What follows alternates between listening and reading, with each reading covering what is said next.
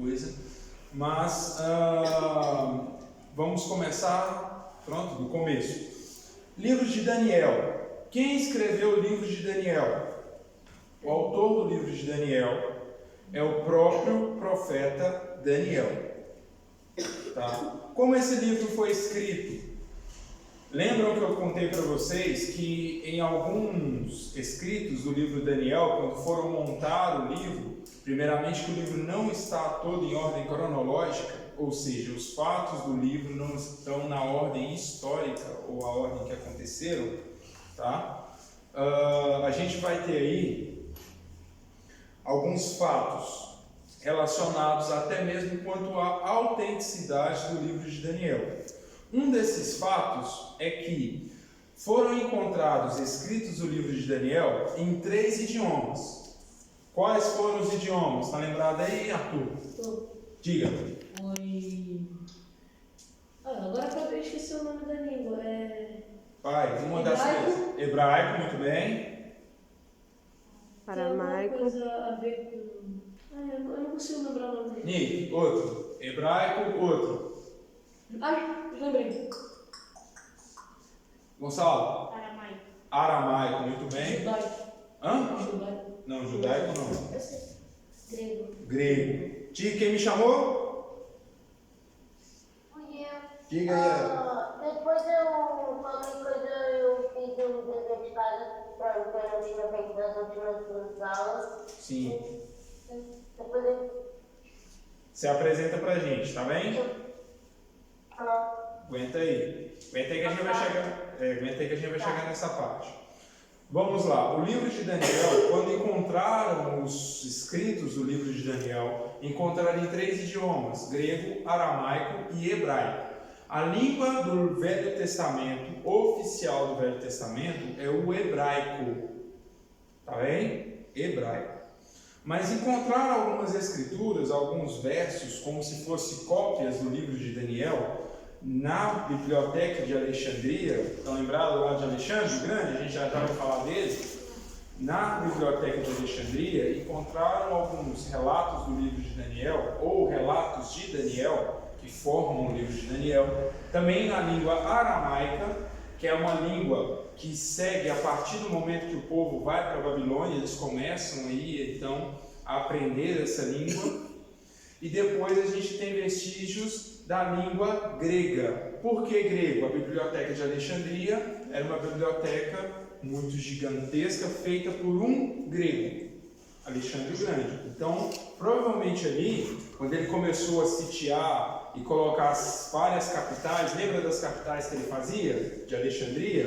Ele dominava a nação, o império dele dominava aquela nação, e ali ele colocava uma capital, sempre com o mesmo nome, de Alexandria.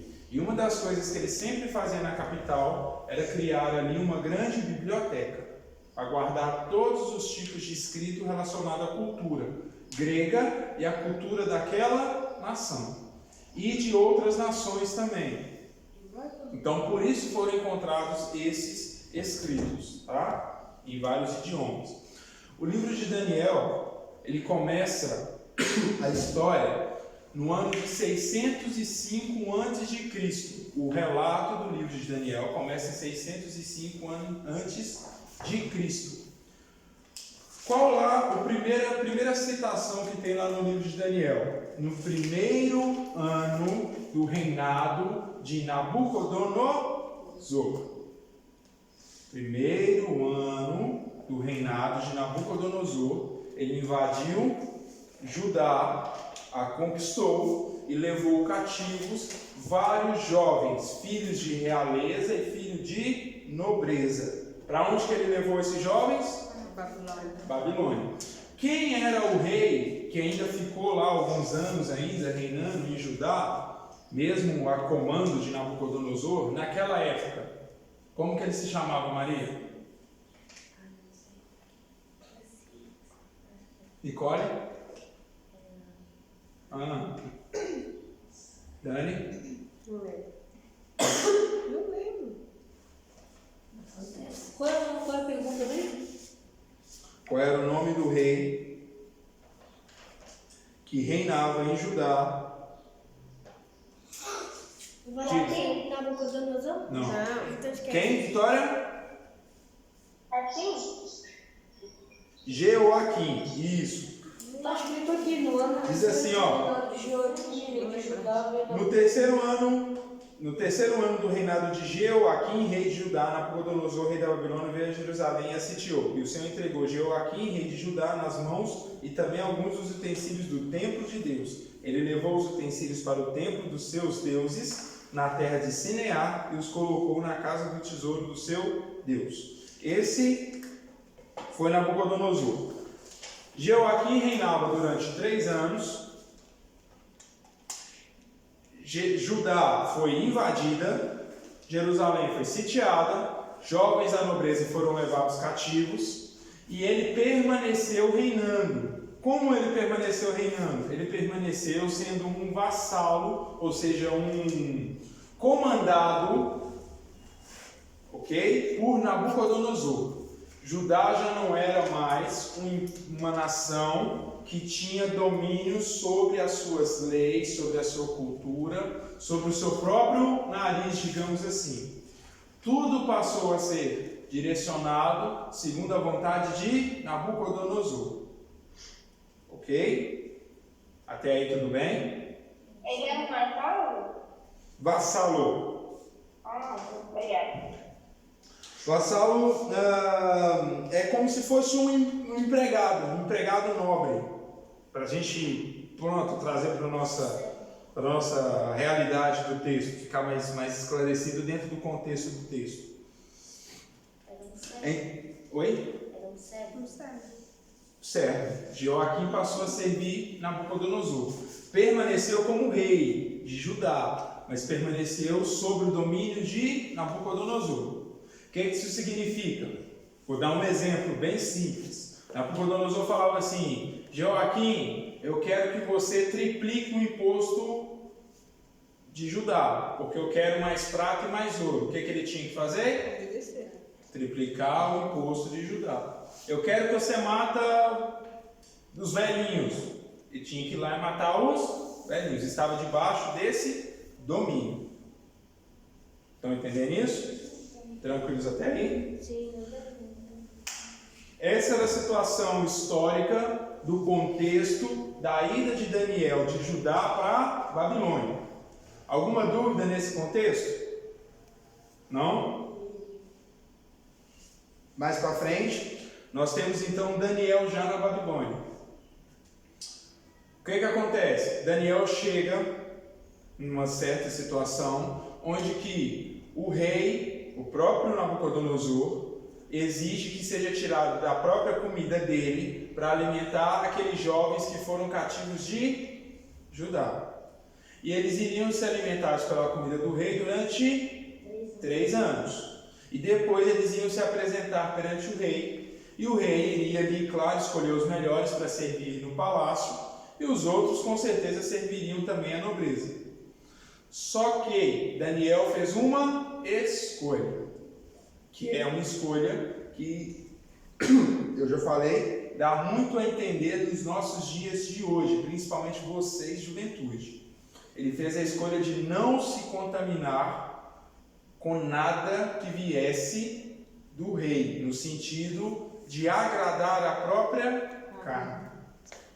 Então o que acontece? Tinha ali carne, comidas nobres, tinha ali vinho, tudo isso. E Daniel abriu mão. Ele falou assim, olha, ele chegou para o responsável por aqueles jovens e falou, olha, faz assim, alimenta a gente só com legumes e água, mais nada, por favor. E aí o que ele falou? Por mais que eu goste de você, Daniel, eu não posso fazer. Porque se o rei não gostar de vocês, porque vocês estão mais fracos, esmurecidos, com aparência pior, ele vai mandar me matar. Então não vai dar. Aí o Daniel vai conversar com o cozinheiro, chefe dos cozinheiros. Olha, faz uma experiência. 10 dias você alimenta a gente com legumes e água e os outros você dá a comida do rei. Ao final dos 10 dias, você vê quem é que está com o melhor aspecto. Se é nós 3, ou melhor, nós 4, ou se são todos os outros jovens. Ao final dos 10 dias, o cozinheiro chega perante os jovens e ele percebe que Daniel e os seus 3 amigos, quais são o nome dos 3? Azarias, Ananias e Misael. Muito bem. Esses 4 estão de melhor aparência, estão mais fortes, mais vistosos, talvez até mais morenos assim, mas com a pele mais viva, né? A cor. Você tá olhando pra mim com que rachando de rir. Ele não come legume, quem come lá em casa sou eu. Quem não? Eu não? Ela continua branca. Em casa, a moça tá saudável, agora sou eu. Ai. É porque quem come cenoura normalmente come solzinho, fica reluzente, fica bronzeado. Não é moreno, é bronzeado. E como eles estavam assim, o que o cozinheiro fez? Cortou a mordomia de todo mundo. Ninguém tem mais picanha, maminha, gordurinha, neca de pitibiriba. Vinho? Coca-Cola? Não. Vocês agora vão tomar água e comer batata, cenoura, brócolis, feijão verde, é só isso. Repolho. Vocês não vão comer mais nada. Por quê? Agora, pausa no contexto histórico do relato bíblico e vamos para o contexto espiritual. Daniel fez uma escolha de não se contaminar. E essa escolha dele influenciou até mesmo quem não cria em Deus. E influenciou de uma forma indireta todos aqueles jovens de Judá. E eu vou fazer uma pergunta que eu já fiz para vocês. Aqueles jovens, todos eles vieram da mesma terra. De uma terra que era conhecida como posse do próprio Deus. A terra escolhida, a nação escolhida de Deus. Lembra lá da promessa de Abraão, de Isaac e de Jacó? Não era a nação que Deus escolheu para si, o povo de Deus? Por que os outros jovens não fizeram a mesma coisa? Diga a tu. Pelas outras descendências, por exemplo, de Ló. Por exemplo, pelas outras descendências. Não. Descendência de Ló não tem nada a ver com Ló. A descendência veio lá de Jacó. 12 tribos de Jacó. Diz, por favor, Vitória. Se eu entendi bem, ele pegou as meninas que ele exercitam de bem com o pai. Porque a gente fala também que ele orava 3 dias. Sim, isso no caso de Daniel. Mas a pergunta foi, por que os outros jovens judeus, os outros que estavam lá, sem ser Daniel, Azarias, por que eles não fizeram a mesma coisa? Por que eles não escolheram a mesma coisa? Qual o contexto espiritual disso? Não tinha intimidade com Deus. Diga, Gonçalo. Não tinha intimidade com Deus. Não tinha intimidade com Deus é um pouco relativo. Porque no tempo do Velho Testamento, quem tinha intimidade com Deus era só o sumo sacerdote. Se a gente parar para pensar no termo intimidade. Porque os outros, eles não passavam do átrio. Entendeu? Então não é muito uma questão de intimidade. Tem a ver sim, mas não é esse o foco. Eu acho, eu vou dar um exemplo. Diga. Por exemplo, a gente está no meio de um grupo de pessoas que são vivendo também, e a gente se mistura a eles, e foi isso que os outros jovens fizeram. Eles foram do melhor e pensaram nas consequências, né? Sim, também tem um pouco a ver disso também. O que acontece? Diante de uma prova, ou seja, diante de uma situação que vai provar o seu caráter, ou diante de uma situação que vai provar quem realmente você vai se mostrar quem você é. O que acontece? Os judeus, eles estavam vivendo um momento onde eles tinham Deus e tinha mais um monte de idolatrias, um monte de vontades próprias. Eles estavam já desobedecendo a Deus ao longo do tempo. Se a gente vê os profetas da época de Daniel, que é Jeremias, por exemplo, um pouquinho antes de Daniel ele começa, e Ezequiel também, um pouquinho no meio ali do tempo de Daniel, o que acontece?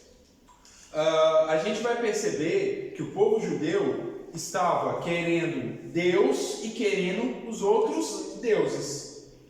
servir a Deus e servir as idolatrias. E a idolatria, no final das contas, ela só é a vontade da nossa própria carne. Tá atenta aí, Ayá? Tranquila? Show. Então, o que acontece? Quando eles foram para a Babilônia e eles tiveram a oportunidade de comer e beber daquilo que estavam oferecendo, para eles não fazia mais diferença nenhuma se contaminar ou não se contaminar, porque eles já estavam vindo contaminados desde Judá. Já não fazia diferença. Só que Daniel, ele fez diferente disso, porque o contexto da vida de Daniel já era um contexto diferente. Lembra que eu falei aqui também? Daniel, ele não escolheu, a gente fala assim, Daniel escolheu não se contaminar. Na verdade, não. Ele escolheu permanecer sem contaminar, porque ele veio seguindo isso. Quando ele foi cativo, ele permaneceu da mesma forma. Ele podia se revoltar, não podia? Ah, eu não quero saber mais disso, Deus mandou a gente para cá, Deus é muito mal, eu vou beber e vou comer o que eu quiser. Mas não, ele fez totalmente o oposto. Contexto espiritual e do nosso dia, isso reflete muito dentro da juventude da igreja, dentro da própria igreja, seja uma igreja local, por exemplo, Middlebury, seja uma igreja em termos de placa, as Middles do Portugal inteiro, até do Brasil, ou seja no quesito, ou falando de uma igreja no termo universal, todas as igrejas da face da terra. Deixam-se muitas das vezes se contaminar com a influência do mundo, tanto as denominações mesmo, quanto as pessoas dentro da igreja. Pessoas que estão dentro da igreja, vêm nos cultos, participam, fazem o que tem que fazer, só que no final das contas, elas não estão adorando a Deus, elas estão aqui por estar, ou simplesmente está querendo adorar a Deus e a sua própria vontade. E aí a gente se depara com este momento, onde que quando a pessoa que busca a Deus, ele influencia, mas aqueles homens que estavam lá, aqueles jovens que estavam lá, eles não passaram a comer os legumes porque eles viram Daniel e falaram assim, não, a gente também quer isso. Eles passaram a comer porque eles foram obrigados. Então, quando nós nos posicionarmos na presença do Senhor, muitas das pessoas às vezes vão achar ou vão entender que estão obrigadas a certas situações dentro da igreja. Situações onde há avivamento, situações onde há renovação, situações onde há manifestação do Espírito Santo dentro da igreja por conta daqueles que realmente buscam. E aqueles que não buscam se sentem o que dentro disso? Perdidos, meio que obrigados a estarem aqui. E o que isso causa? Um desânimo. Então a gente precisa estar muito atento nisso, para que a gente nós jovens, não se perca nesses pontos. Cara, eu comecei a viajar na maionese aqui, eu comecei a querer comer a carne que estava sendo servida no churrasco de Nabucodonosor. O que está acontecendo? Eu preciso chamar alguém, eu preciso chamar meu líder de jovem, meu líder de dança, eu preciso, dar um jeito, porque senão a gente começa a esfriar, cai no morno, do morno vai para o frio e o pior estado ainda não é nem o frio, é o morno, porque o morno você acha que está salvo e não está. Entenderam?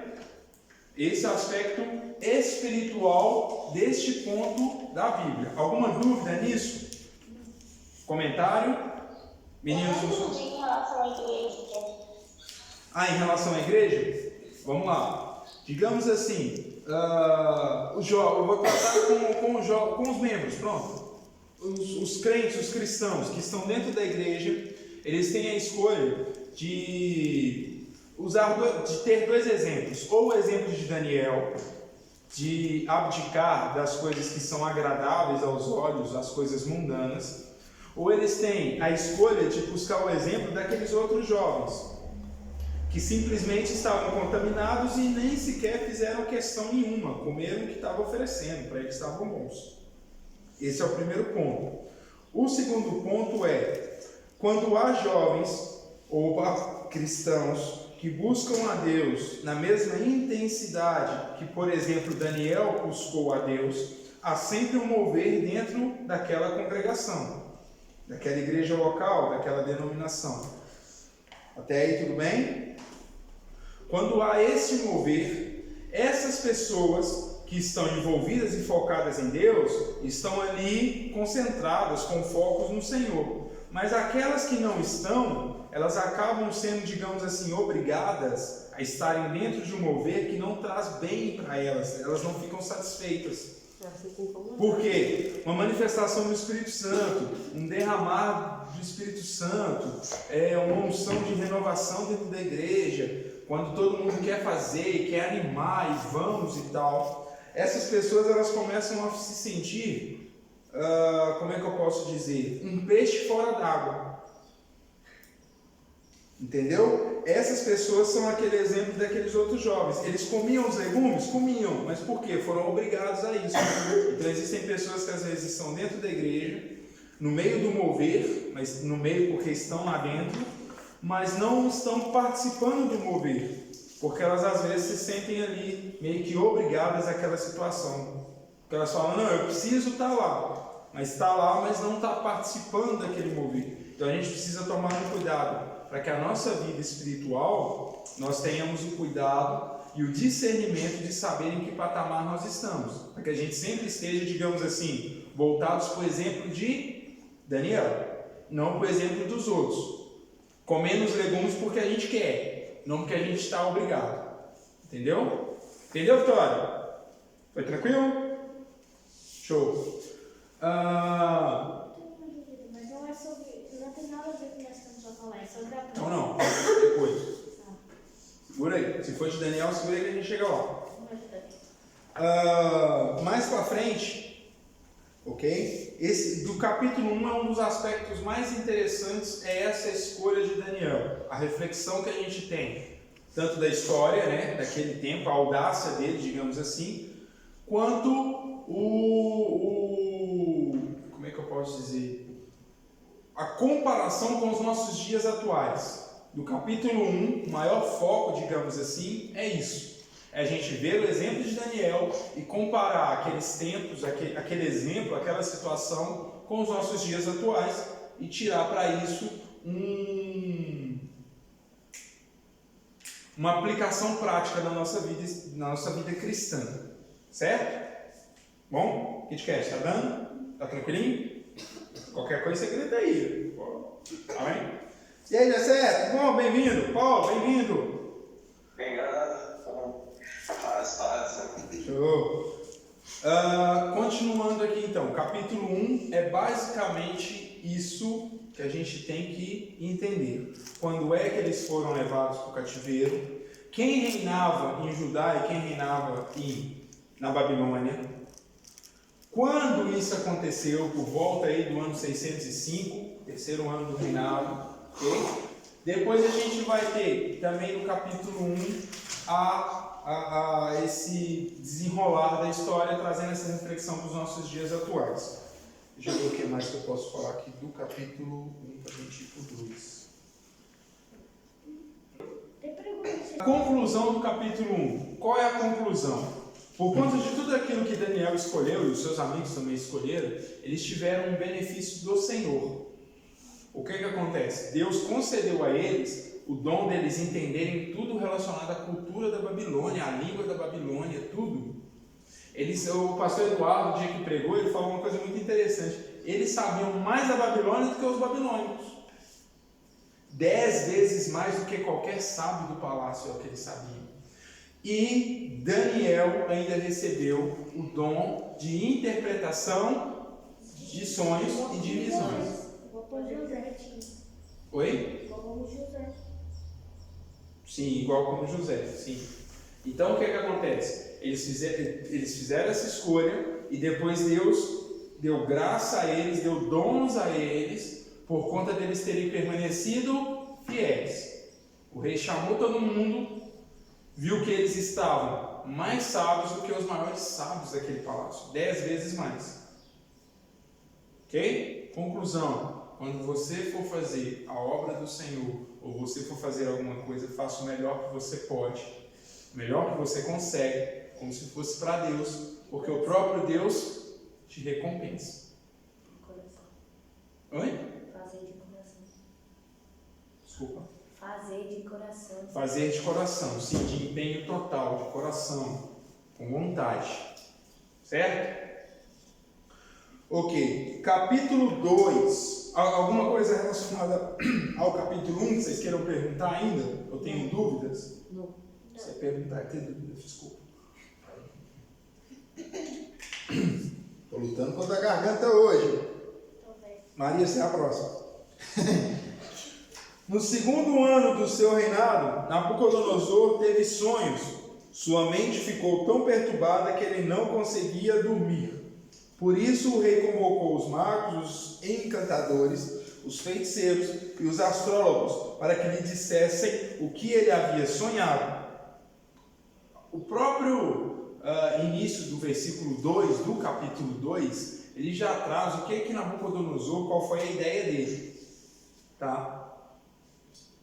Nabucodonosor bateu lá a cabecinha no travesseiro, no meio da noite, ele acorda igual um louco, igual uma criança quando tem um pesadelo, perturbado, doidão. Porque o sonho o deixou aflito. Quando amanhece, ele resolve chamar todos os sábios, magos, feiticeiros, encantadores, astrólogos, abobrinhólogos, adivinhos e mais a corte inteira. Eu tava com treininho. Só que o que acontece? O que esses homens faziam? Tentavam adivinhar o futuro. Como? Eu já falei com vocês aqui, já falamos muitas coisas relacionadas a isso. Coisas que às vezes as pessoas deixam transparecer e se tornam pessoas suscetíveis àquilo. Por exemplo, hipnose. Quando alguém vai hipnotizar alguém, a hipnose ela não é uma coisa do cão, no sentido de ser o demônio que apossou da pessoa. Ela não é uma coisa que não existe. É uma coisa suscetível. Isso não é suscetível a palavra, é como se a pessoa ela abrisse uma porta na sua mente e se tornasse vulnerável para quem está hipnotizando ela. Tá? O que isso vai gerar? A pessoa ela é como se ela tivesse um desligamento do seu raciocínio e ela começasse a agir por instinto ou ela começasse a agir porque ela queria repetir aquilo que ela ouvia, repetir aquilo que mandavam ela fazer. Uma pessoa hipnotizada, você fala, cara, sobe na cadeira, ela sobe. Como ela está fazendo uma coisa sem o seu pensamento lógico, muitas das vezes ela consegue fazer de uma forma que com o seu raciocínio ela não faz. Eu tenho medo de altura, se eu subir na cadeira eu começo a balançar. É medo de altura, tontura, vertigem. Então eu subo na cadeira e começo a balançar. Num ponto de hipnose, a pessoa está de uma certa forma que ela sobe e não bambeia, porque ela não está ali com o seu raciocínio ativo, certo? Da mesma forma, existem pessoas que vão adivinhar a sua vida. Como que elas vão adivinhar a sua vida? Ela começa a te fazer umas perguntinhas. Existem pessoas, e eu aprendi algumas coisas relacionadas a perfis, ou algumas coisas que as pessoas falam e como falam, que você começa a conversar com ela e você começa a perceber como é que a pessoa é, como é que ela está emocionalmente. Uma pessoa que brigou com sua esposa. O cara chega lá no meu serviço, variado das ideias. Eu começo a conversar com ele. Então, cara, o que foi? Não, eu não aguento mais isso. Esse mundo tem que acabar, eu quero morrer. Aconteceu alguma coisa ou não aconteceu? Claro. Claro, já é uma coisa óbvia para vocês que são adolescentes. O cara tava bem. Aí o que aconteceu? Vamos lá. Aí você começa a conversar. A política? Não, quer saber da política. Não é política. Porque o futebol? Não quer saber de time. Até você conseguir entender que o problema dele foi lá na casa dele, com a mulher dele. Aí você começa a ir perguntando, para você entender o que está acontecendo. Quanto mais você pergunta, mais a pessoa responde, mais ela se sente agradável em estar desabafando, e mais você começa a ir montando o quebra-cabeça. E sem que ela te conte o que aconteceu, muitas das vezes você já consegue entender a causa, o problema que foi. Foi simplesmente o cara saiu revoltado porque ele queria que a mulher fritasse lá a sardinha e a mulher falou que não ia fritar. E o mundo queria acabar por causa disso. Aí o que acontece? Isso só para explicar o que?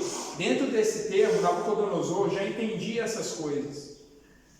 Que esses astrólogos, esses adivinhos, esses feiticeiros, muitas das vezes iam usar dessas artimanhas para enganá-lo. Ou seja, ele contava o sonho e as pessoas iam: ah, você sonhou com um carro, é porque você está querendo dirigir. Pronto, é uma coisa lógica e óbvia.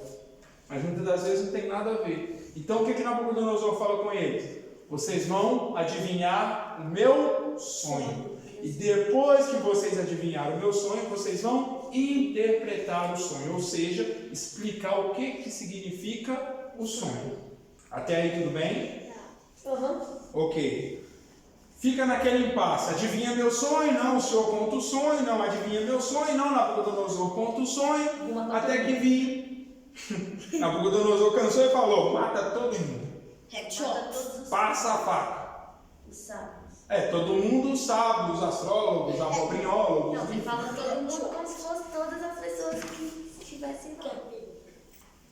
Só os que foram contratados para a missão e não corresponderam à altura. Né? O que acontece? Mata todos os sábios. Chega lá o oficial encarregado da tarefa. Porque se os sábios não cumpriu a missão, esse ia cumprir. Chegou na casa de Daniel. Ô Daniel, tudo bom, Daniel? Como é que você tá? Pois é, eu vim cá para te matar, cara. Olha que bacana.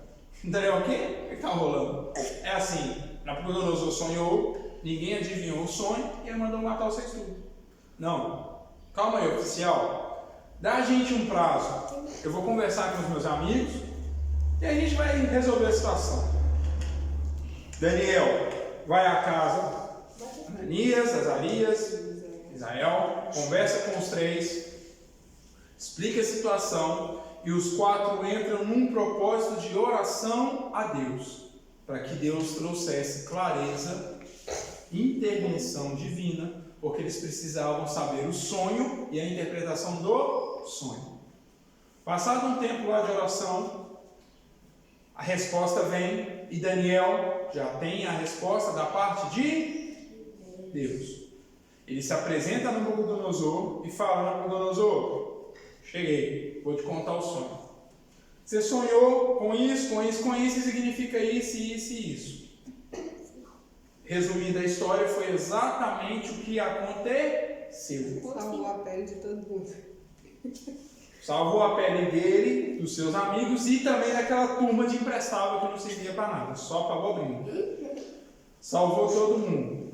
Nabucodonosor ainda honra Daniel. Como? Coloca ele para chefiar a Babilônia, a capital da Babilônia. Ele se torna governante daquela zona. Capitão.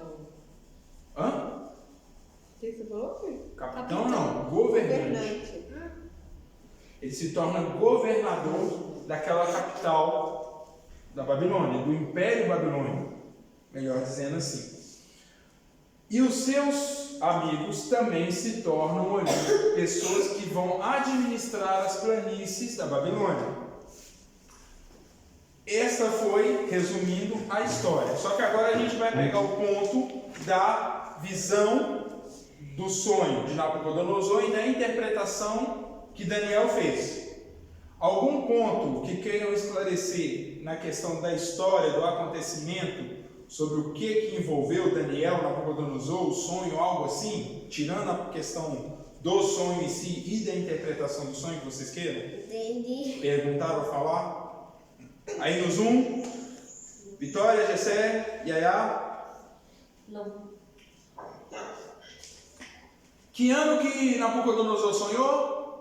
No primeiro ano de Milão? No segundo ano, muito bem. 606. Aproximadamente. Continuando então. Estátua que Nabucodonosor sonha. Pontos da estátua. Primeiro, a estátua ela tinha a sua cabeça. Melhor, antes da gente começar a descrever a estátua com as partes e os metais e pronto, o material, melhor dizendo, que era feito, A Bíblia começa relatando que a estátua era horrenda, horrível. Como é que era, Abi? Assustadora. De feia? Não. De aparentar terror. Tá bem? Não é porque... Lembra que eu dei o exemplo do leão, do tigre? Sim. O tigre é lindo. Mas se eu ver ele na minha frente lambendo os beijos, ele se torna terrível e horroroso. Horrível. Olha, eu não dá tempo de correr, porque entre correr e orar é melhor orar. Salva-se quem puder. Então o que acontece? Era terrível, não no sentido de ser feia, certo? Não estou dizendo que a estátua era bonita, mas no sentido de assustar, de amedrontar. Tá? Primeiro ponto da estátua era esse. Segundo ponto, os materiais. A cabeça da estátua era de ouro. A cabeça da estátua era de ouro, e ouro traz o sentido de grandeza, de esplendor, de riqueza, de valor. Muito bem. Esta parte Daniel interpretou como sendo o Império Babilônico. Faz sentido. Só um minutinho. Aqui o zoom. Pois. A cabeça da estátua de ouro, o ouro traz essa sensação de esplendor, de grandeza, de realeza.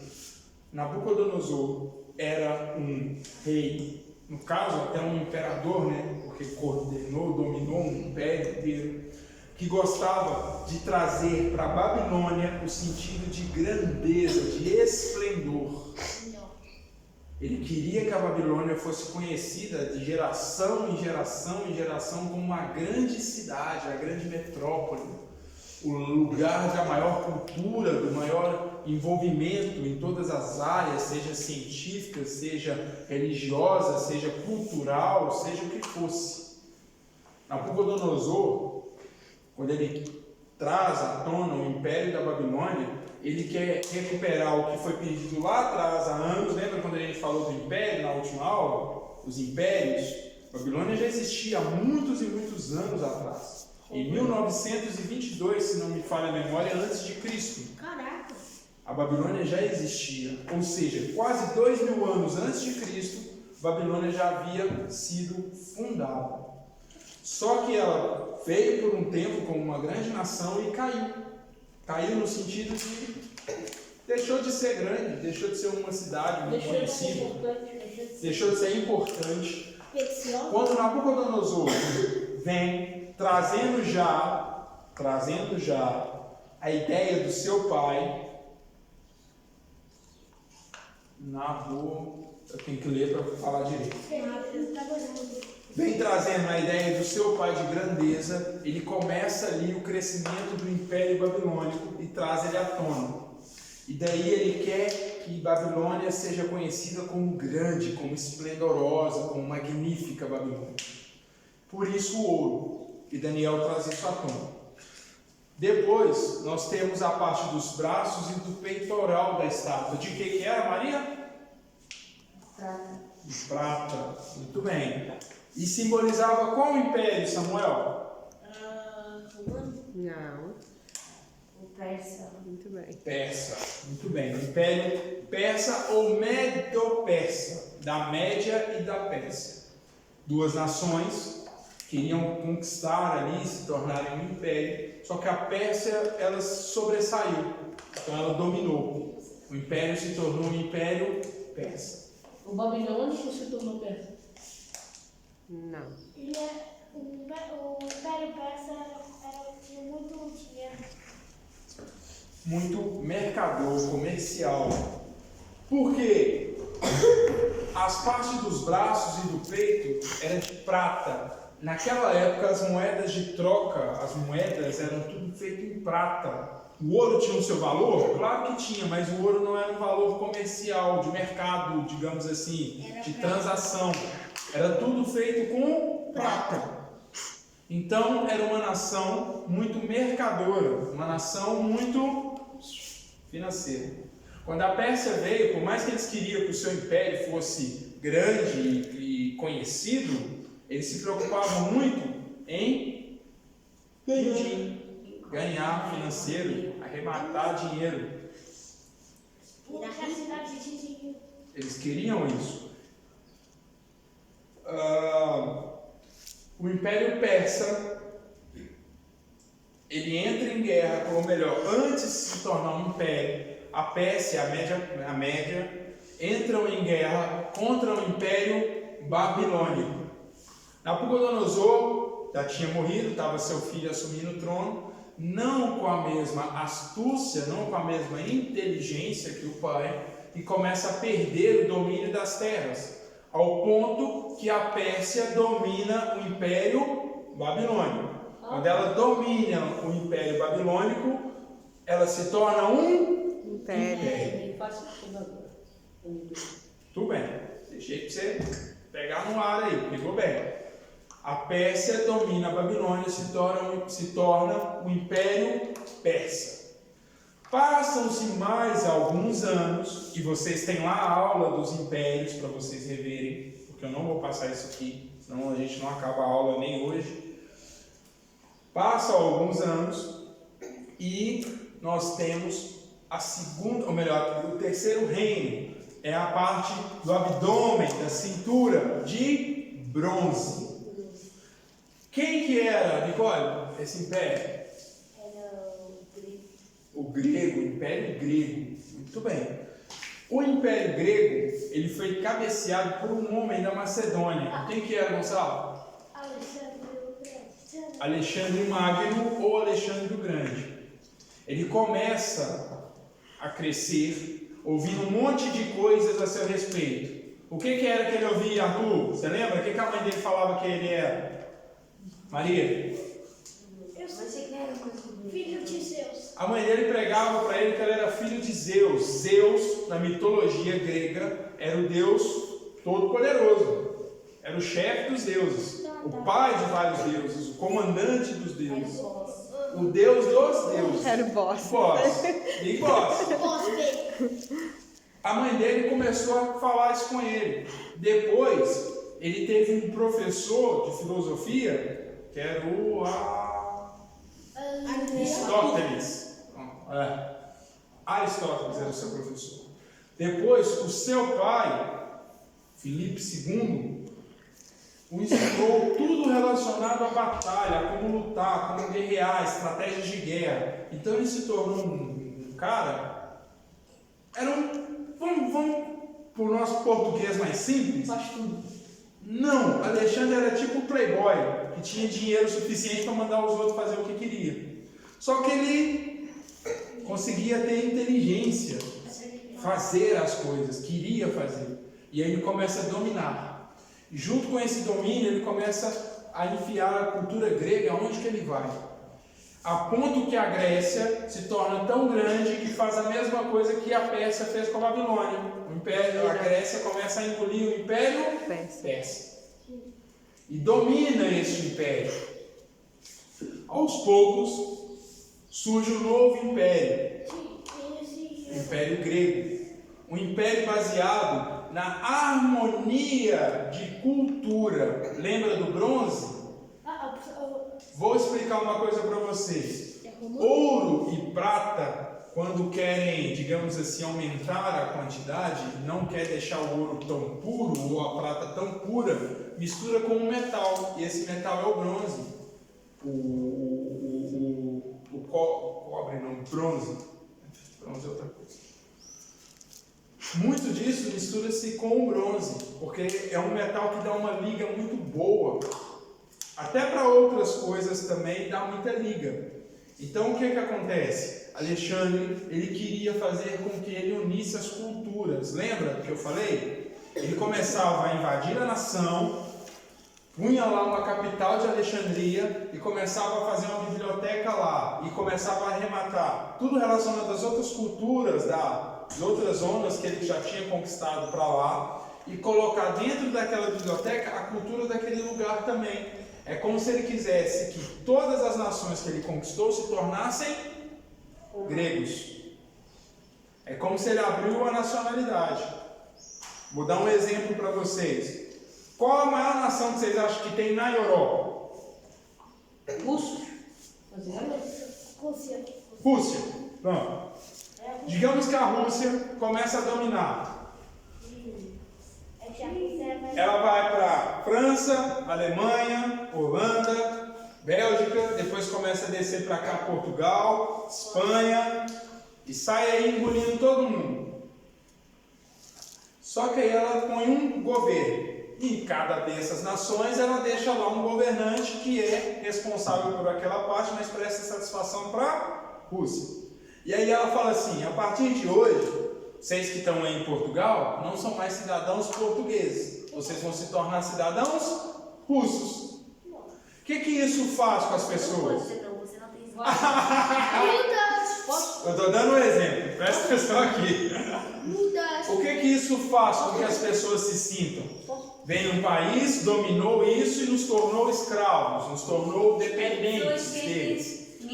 Quando nos dá o direito de nos tornarmos cidadãos deles, também dá o direito de nos tornarmos livres de novo. Na mentalidade humana, o que a pessoa pensa? Se eu me tornar russo, eu estou no lucro.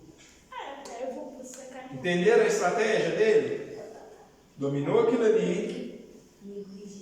Aí ele começa a falar assim: olha, agora vocês vou começar a tratar vocês como se fosse cidadão grego. Vamos pegar as culturas, vamos misturar, vamos bater tudo no liquidificador e todo mundo toma da mesma vitamina. Isso aí.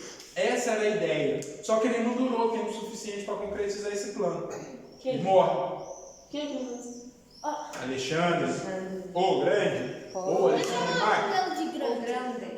Porque ele era grande naquilo que ele fez. Ele conquistou muito rápido os impérios. Talvez ele até fosse baixinho, né? Talvez. Não, esse era Napoleão, esse é outro.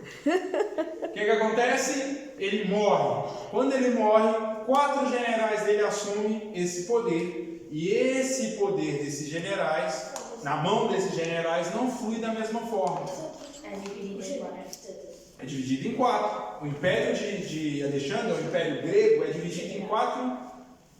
Pode vir, por favor. Dá cá a explicação. Não? 4 partes. Então, próximo você vai vir cá explicar. 4 partes. Em 4 partes o Império Grego é dividido. Isso fragiliza o Império. Eles começam a perder domínio e poder. Logo a seguir vem alguém querendo engolir tudo que estava pela frente.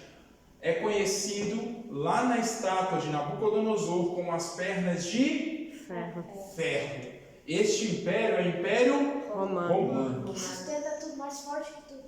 Destrói tudo, despedaça tudo. Não é sustenta, é despedaça.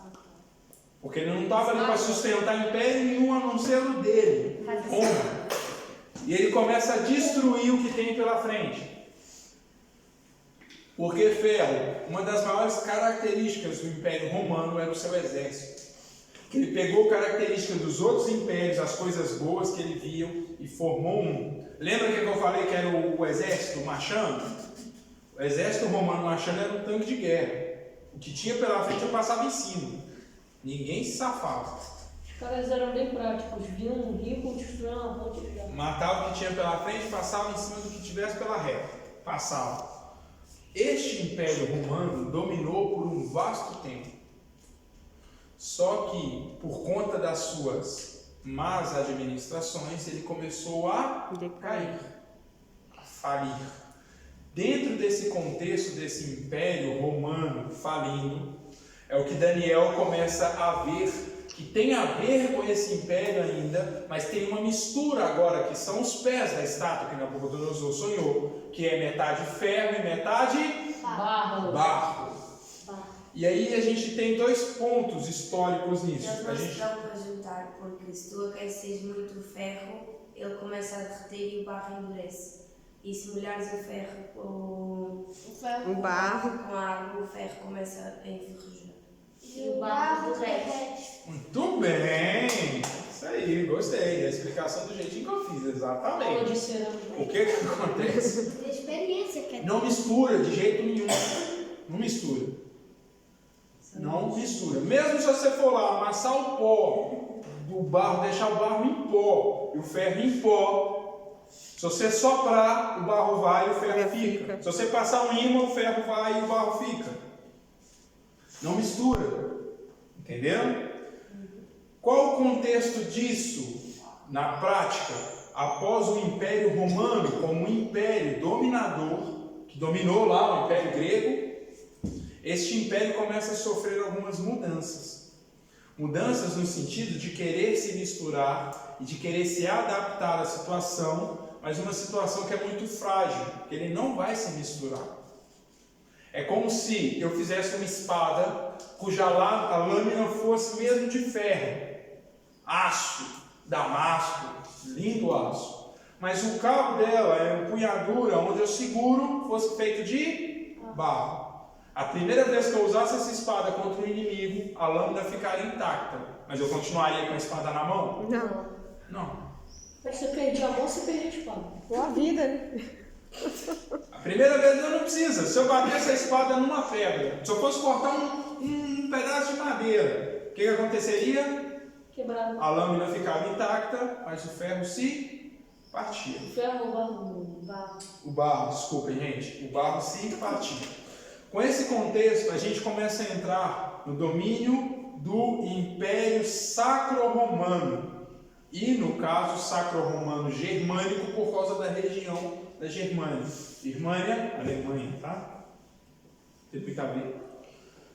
O que acontece neste período, onde começa a surgir esse império? Também está subindo um outro império que quer dominar. O Império Romano? lá dos muçulmanos. Árabe. Árabe. Começa a querer crescer o Império Romano junto com o Império Romano começa a querer voltar e junto começa a crescer o Império Árabe. Isso é a mistura, aquela coisa que não dá liga, que se colocar junto é uma falsa ligação, ok? E daí para frente a gente vai ver sempre alguém querendo dominar a humanidade para se tornar um único povo, com uma única cultura, uma única religião, mas que não consegue chegar lá. A gente vai ter um outro exemplo, Napoleão, eu até falei, do baixinho. Ele também queria a mesma coisa. Ele queria que a França dominasse o mundo. Só que ele chegou lá? Não chegou. Bruno, você disse que queriam botar uma só religião que todo mundo gostasse, agora eu entendi. Isso também é Apocalipse. Isso é na altura de Salazar, que eu Sim, Toda vez que você vê alguém querendo gerar um império, uma comunhão, onde que as nações se voltem para um único ideal, uma única questão religiosa, financeira, monopolizada, é tudo a ideia desses impérios, que veio crescendo ao longo do tempo. Tem força para isso hoje? Não. Mas vai chegar um momento onde vai ter, que é o finalzinho, digamos assim, os dedinhos dessa estátua, que é o império do Anticristo. Daniel interpretou o sonho de Nabucodonosor, e no sonho de Nabucodonosor tinha o Anticristo. O futuro. Ele sonha com essa parte do império. É nítido isso? Não. Por que não? Porque ele vai trazer uma ideia de que essa mistura é ao longo do tempo, é ao longo do percurso. E ela vai se concretizar no sentido de, olha, realmente conseguimos colocar o ferro e o barro junto, no momento do anticristo assumir. Mas é um momento muito frágil, porque logo depois dos 3 anos e meio que da paz que ele propaga, isso vai se romper, e vai entrar de novo um desespero, uma guerra mortal. Pior ainda. A nação de Israel. Pior ainda. Então tudo aquilo que, digamos assim, vai ficar escondido, camuflado, esperando, sendo alimentado durante um período aí de 3 anos e meio, vai explodir de uma vez só. E as pessoas vão sofrer a consequência durante os 3 anos e meio. Mais 3,5. É 7 anos total. Então o que acontece? Quando Nabucodonosor sonha, ele sonha também com este momento, desde o império dele, babilônico, até o império do anticristo. Até aí, dúvidas quanto às questões do império ou perguntas relacionadas a isso, pessoal que está aqui? Não. Só lembrando, aquela pedra que se move sem... Calma! Bora, calma. Samuel, sente-se, por favor. Senta lá, filho. Dúvidas nisso, quanto à estátua até agora? Esquece, tá dando? Tranquilo? Pessoal do Zoom, Gessé, Yaya, Vitória, como é que tá aí? Inês! Oi, filhote! Eu não tenho muito minha parte do Império Romano e Árabe. Eu acho que eu não tenho essa parte. Tá bem. Mais alguém para alguma outra dúvida? Não. Não? Dani. Carrega pra mim, por favor. Bem, né? Vamos lá, essa questão agora do Império Romano e Império Árabe. Império Romano dominou lá o Império Grego, correto? Todo mundo até aí? Presta atenção, Samuel. Ao longo do tempo, o Império Romano começou a cair. Por que cair? Era muita dívida, era muito gasto com isso, com banheiro público, com banho público, com frescura dos imperadores, com canalização. Os bárbaros. Não pergunte agora, não fala, espera. Ao ponto de que eles precisavam começar a lutar, defender aquele império dos bárbaros. Mas eles já não conseguiam mais renovar os seus escravos, então eles começam a cair o império. Só que quando o Império Romano cai, não surge um outro império. Entenderam a diferença? Não surge, Gessé. O Império Romano caiu, ninguém assume o trono. Digamos assim, do domínio mundial, ninguém assume. O que vem a seguir? O Império Romano caiu. Aí Roma fala assim, olha, a gente tem que se levantar, vamos levantar. Eles começam de novo a querer levantar. Através do quê? O Império, como se fosse um novo nome, uma nova iniciativa, digamos assim, baseada, lembra que eu falei lá até no cristianismo? Quando a igreja começa a se tornar política e a política começa a ficar debaixo da autoridade da igreja, esse momento é um império ou a iniciativa de um império sacro-romano-germânico. Sacro, por causa do movimento que eles queriam religioso, romano, porque realmente vinha de Roma, e germânico pela região que era. Aleluia. Este império, ou melhor, essa iniciativa desse império, ela começa a crescer a ideia. Só que junto vem os árabes, com a turma lá do Maomé e dos outros também. O que eles querem fazer? Não, peraí, Roma já teve a oportunidade dela, agora é a nossa vez. E eles começam também a mesma ideia de dominar também. Tanto que, se não me falha a memória, entre o século VI e o século VIII, ou século VIII e século XIV, eu já não me lembro bem, desculpem, está na aula passada. Esse império ele chega até a dominar mesmo, como se fosse ali o principal, só que não é um domínio mundial. Então a mistura ali relacionada a ferro e a barro, que Daniel fala, que Daniel explica, vendo os sonhos de Nabucodonosor, ele está dizendo respeito tanto à mistura dentro do próprio Império Romano, quanto à mistura do Império Romano com o resto do mundo, que cada um quer ali crescer e dominar sobre o outro, cada um ali. Só que, para que isso acontecesse, era como se eles precisassem coexistir um no outro. Só que sem se misturar. Por isso, ferro e barro. Até aí, tranquilo, Gessé? Sim. Ficou claro mesmo? Isso. Aí ao longo dos anos, isso continua a refletir. Só que aí já não é só esse império, essa tentativa de império romano, tentativa do império árabe. Já vem também Napoleão ao 1800 e bolinha, 1800 não. Pronto, vem Napoleão, depois vem outros também querendo a mesma ideia. Isso tudo vai desaguar no final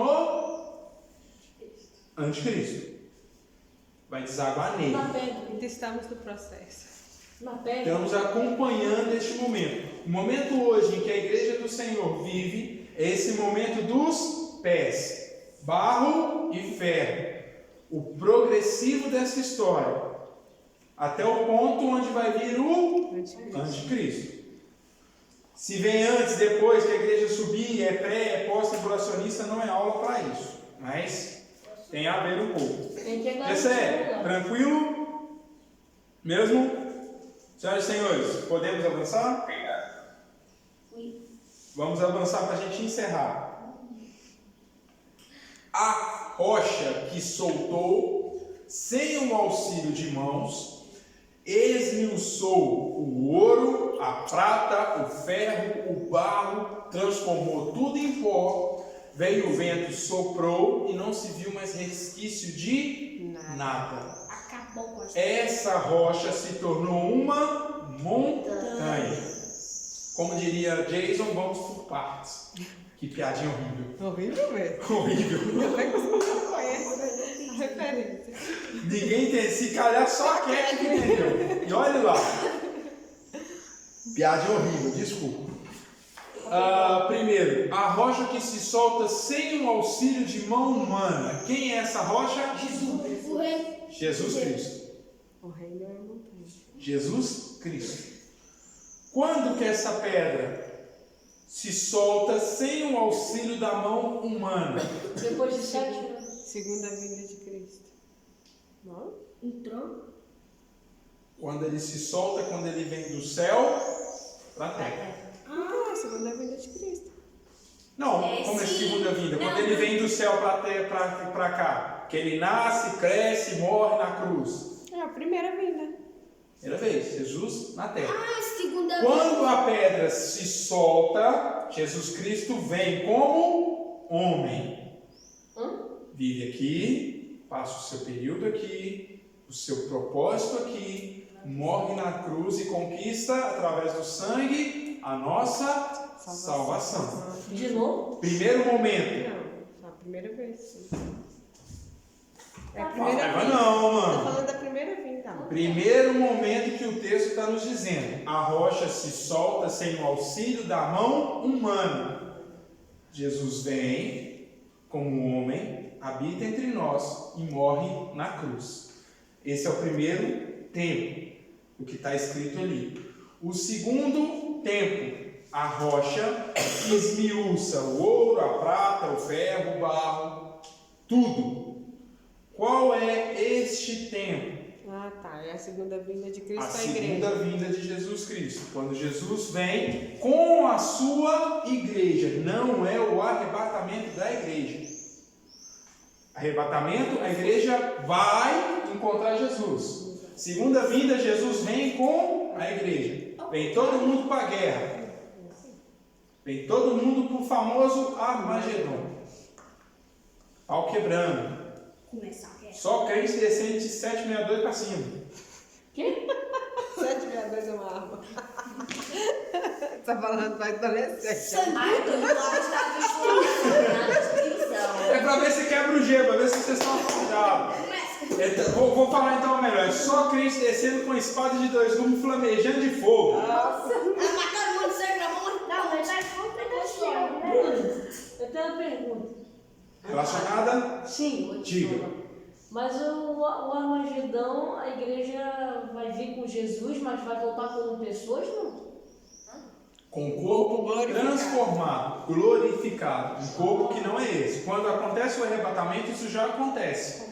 Vai subir a carne, digamos assim. Só que nós vamos, como carne, passar por um processo que a nossa carne deixa de ser Perecível. pecaminosa. Perecível também. Né? Sim, perecível porque a gente não vai morrer. É um processo. Como que isso vai dar? Não me pergunte, que a Bíblia não fala. Se eu vou brilhar igual vagalume, eu não sei. Não sei. A Bíblia não fala. Não é brilhar, Mas não. fala que nós vamos ser transformados. Não fala, Jesus estava brilhando, não. Então. Vamos ser transformados. Como? Não sei. Então, o momento onde que a pedra vem e esmiuça toda a estátua é a segunda vinda de Jesus Cristo.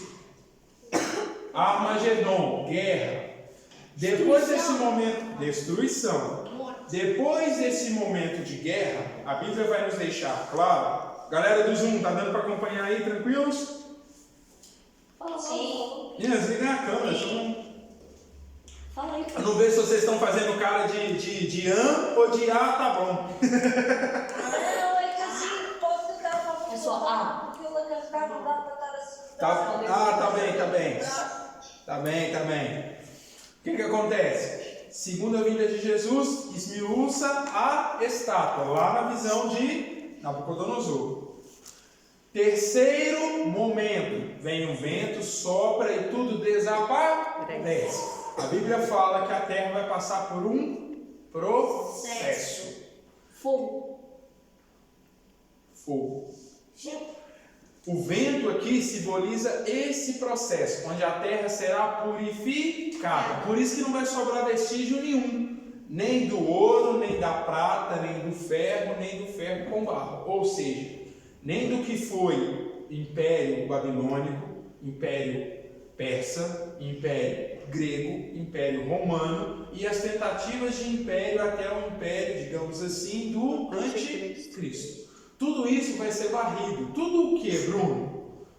Cultura, ideias, pensamentos, Novos céus e nova desejos, terra. maldições, tudo isso que As envolve. pessoas, animais, tudo.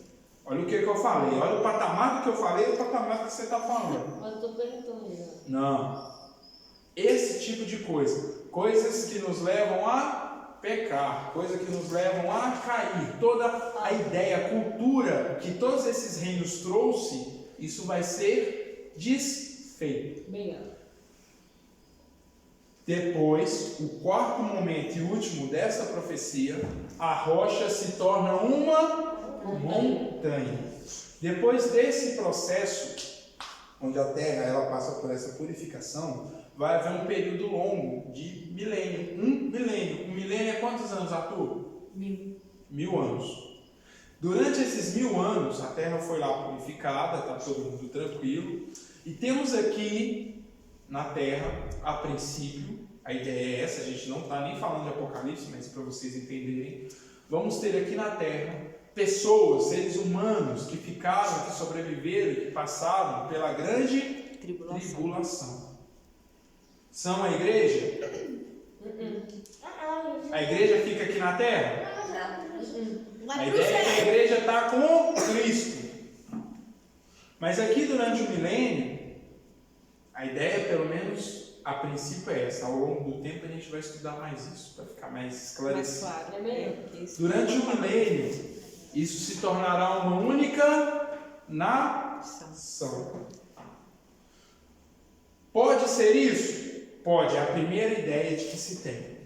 Mas pode não ser relacionado ao milênio à montanha.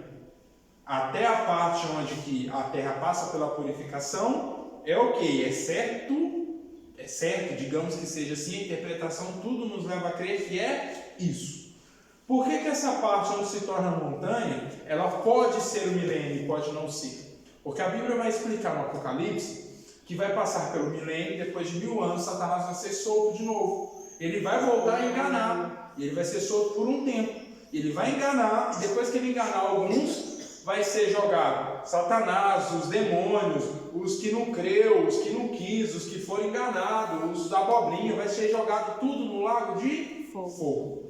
E eternamente terá um único reino, onde todos aqueles que foram arrebatados, todos aqueles que morreram durante a grande tribulação, todos aqueles que ficaram vivos na grande tribulação, vai se tornar um único povo, de eternidade em eternidade. Então, a ideia da montanha, quando fala, que Daniel fala que é um reino eterno, traz mais sentido não ser o período do milênio, mas um período que engloba também talvez o milênio, mas que diz respeito após isso, o período após o lago de fogo para esses, o período onde que está determinado o reino eterno de Deus. Dúvidas relacionadas ao primeiro período, quando Jesus vem como homem? Não. Ao segundo período, quando Jesus vem com a igreja? Esmiuça tudo? Até o esmiuçar não. Até o quê? Até esmiuçar não, é depois.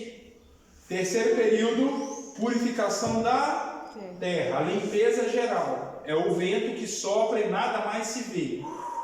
Nada. O que a Babilônia ensinou, o que a Grécia ensinou, nada disso se vê. Nada mais, não há mais vestígio disso. Porque a terra foi purificada. E aí a gente tem o quarto período, terceiro período, dúvidas? Sim. Nesse, diga. Mas a igreja vai voltar com Jesus fazer o quê? Que eu ainda não entendi. Em qual? Quando Jesus volta? Na segunda vinda? Não, a na igreja segunda. é arrebatada, depois de 7 anos a gente volta, a igreja volta a fazer o quê?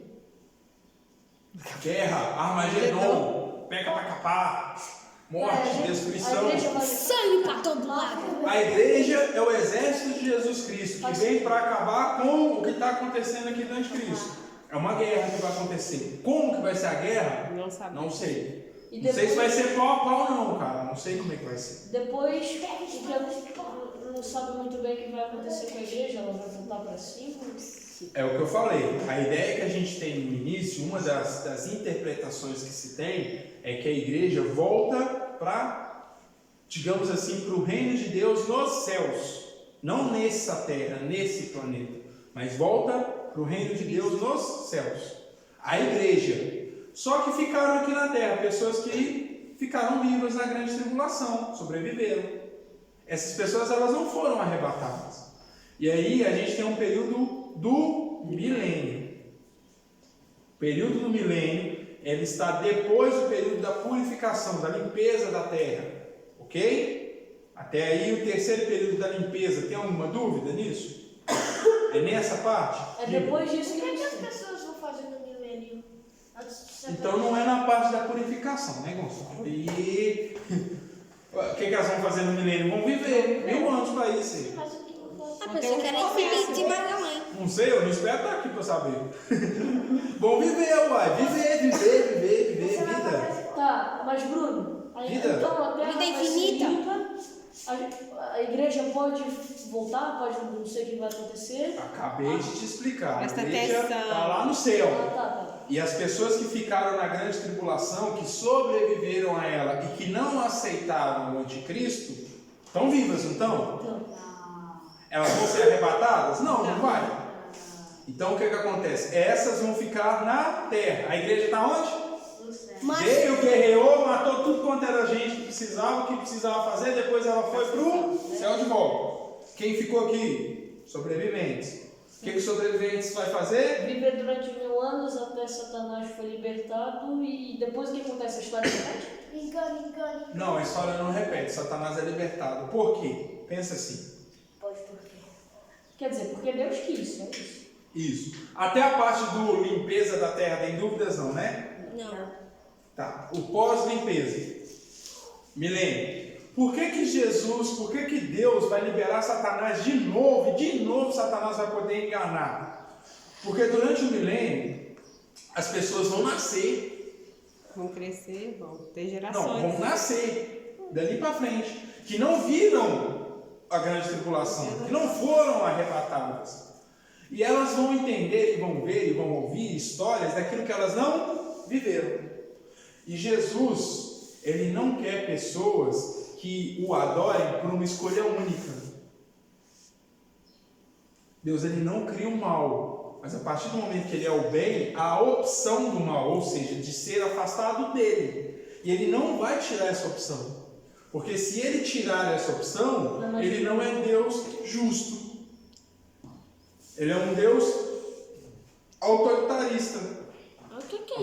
Autoritário, melhor dizendo. Eu falo e você obedece. Autoritário no sentido de ser a única opção, você não tem outra. Então o que acontece? Ele não faz isso, ele é justo. Ele quer que você, Arthur, tenha o direito de escolher entre ele ou não ele. Ele não vai tirar esse direito de ninguém. Então quando Satanás é solto, é porque as pessoas que estão no milênio têm o direito de escolher se querem permanecer em Deus ou se não querem. O livre-arbítrio permanece. E quando eles escolherem se querem permanecer em Deus ou não escolherem, aí tem um tempo que é determinado por Deus, onde Deus vai falar assim: vocês que escolheram permanecer, vem para a direita. Vocês que escolheram não permanecer, apartai-vos de mim, malditos. É o único momento onde que vai fazer isso. E vão pro lago de fogo Junto com... Satanás. Sim. Exatamente. Mas quanto tempo o Satanás vai ficar assim? Não sei, a Bíblia não fala. Diga! Quando eles forem falar, eles falam um pouco mais alto. Não sei se é por causa daqui, mas é que eu não consigo ouvir muito bem. Ah, tá bem, mas é assim, mesmo eles perguntando, acaba que na hora de eu responder, eu respondo, então vocês conseguem entender. Ele está perguntando sobre o que acontecia no milênio, o que ia acontecer no milênio. Então é isso, exatamente o que eu relatei. Ah, mas quanto tempo Satanás vai ficar solto? Quantos que vão cair? Quantos que vão permanecer? Existem coisas que a Bíblia não relata. a gente tem uma ideia de interpretação do Apocalipse com Daniel, que é isso que vai acontecer. E com alguns outros textos também, por exemplo, Mateus também foi falar a respeito disso. João. Então a gente tem algumas coisas relacionadas a isso. Tá bem? Dúvidas quanto a os 3 tempos da rocha? Solta, esmiuça, o vento sopra e a rocha se torna uma montanha. Dúvidas nisso, galera? Não? Dentro do capítulo 1 e capítulo 2, o que queiram perguntar? É aberto. Pessoal que está aqui, alguma pergunta? Nada? Só estou vendo total nessas provas. Daniel foi a primeira vez que mencionou o Apocalipse ou não? Não. No Antigo Não. Testamento? Não. Aqui que eu vou esclarecer para a gente encerrar que como vai ser o arrebatamento. A Bíblia ela nos deixa claro que ele vai acontecer da seguinte forma: o arrebatamento ele é sem aviso. Muita gente já contou, você vai escutar uma corneta tocando até que tocar 7 vezes. Não, o arrebatamento a Bíblia fala que é num abrir e fechar de olhos, num piscar de olhos, ou seja, vai ser uma coisa instantânea, espontânea. Em determinado momento da linha temporal, Deus vai simplesmente falar assim: eu quero a igreja. E a igreja escuta. Senão vocês não entendem. Esquece. Deixa isso. Esquece que você entra em outras coisas. O arrebatamento vai acontecer. Explica aqui, faz favor. Faz favor, explica aqui. O arrebatamento ele vai acontecer dessa forma que a Bíblia nos relata. Um abrir e fechar de olhos, ou seja, de uma forma instantânea. Deus vai simplesmente falar assim: quer a igreja, e a igreja sobe. Quem sobe? Ah, é porque pediu perdão? É porque não pediu perdão? Ah, porque se não der tempo de eu pedir perdão, eu não vou subir? Não é bem assim. O que nos capacita para sermos salvos não é a gente pedir perdão. Não é. Porque se fosse para a gente pedir perdão, todo mundo ficava. O que nos traz salvos é o sangue de Jesus vertido na cruz. O que nos faz alcançar o sangue de Jesus é o que está na Bíblia. Buscai a santificação, sem a qual ninguém verá a Deus. Quando você se torna cristão, é um pacote que vem. Não é um ou outro. Ah, eu quero só ser santo. Não, eu quero só ter fé. Eu quero só... Não, é um pacote. Você tem que honrar esse pacote ao longo do tempo. Então, eu esqueci, será que fulano foi salvo porque ele falou tal coisa, ele se estressou na hora, ele infartou porque estava sangrado, então ele não foi salvo. O fulano suicidou, então não foi salvo. O fulano estava... A gente não sabe, não somos juízes para julgar ninguém, nem se está salvo, nem se não está. Cabe a Deus. O que a gente tem que julgar, a Bíblia nos ensina, é julgue a si mesmo. Então eu preciso estar 100% preparado. Como? É pedindo perdão pelos pecados? Não, é tentar não cometê-los. Porque quando eu cometo um deslize, o Espírito Santo me chama a atenção. E aí eu me arrependo. Se eu fizer algo errado, pecaminoso, que eu não tenho consciência, ou que eu não quis fazer, ou que eu fui submetido a fazer de uma forma não consciente, a Bíblia fala que isso vai me deixar, digamos assim, justificado, no sentido de eu não ter conhecimento daquilo, e Deus vai nos perdoar por esse tempo nosso de ignorância. Mas, se eu sei que mentira é pecado, eu estou fazendo uma mentira consciente, eu estou assumindo o risco de me afastar da presença de Deus. Então, toda vez que você assume esse risco, aí sim eu creio que te impede de ser salvo. Minha visão, Bruno, toda vez que você peca no inconsciente, de uma forma que você desconhece que é pecado, de uma forma que você não atinou para aquilo, seu raciocínio não te levou a falar, você entender que você estava pecando porque você queria pecar, ok? O Espírito Santo vem e nos dá a oportunidade de nos salvar.